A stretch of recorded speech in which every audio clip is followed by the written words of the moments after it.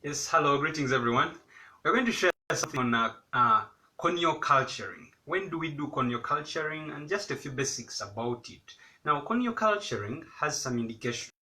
The indications basically, if you have a large corneal ulcer, which is larger than 1 millimeter in the central zone of the cornea, or larger than 2 millimeters in the peripheral zone of the cornea. Another indication is if you suspect any unusual organisms in your history of the patient that you've taken, and also if at all you have vision threatening corneal ulcer, specifically if it's at the visual axis.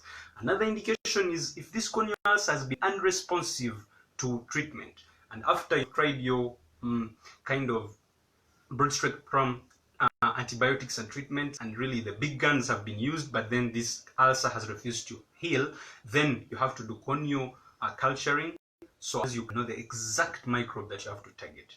Then also, if you have a hypopion is pus that has gathered in the anterior chamber, so you should do a corneal culturing. Then also, if you have any issues of keratitis post corneal transplant, because you don't need this tissue to be rejected, so you need to do a corneal culture to be specific on what organism you're going to target. Another issue is if you have a new infiltrate after you had treated the old infiltrate in the cornea. Another indication is an ulcer that is deepening more instead of healing. And another is if there is anterior chamber reaction. So you should do a corneal culture. Now, in culturing, there are some cultures which are appropriate for some organisms. Some cultures, media, that are appropriate for some organisms. Blood agar is more appropriate for bacteria.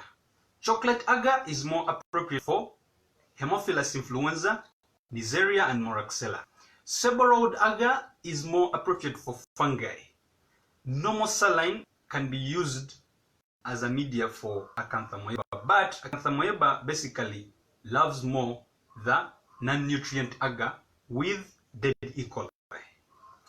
Then, for the viral or universal transport media, that one, it's used for viruses. Then thioglycolate broth. That word is quite long, but that's used for bacteria generally.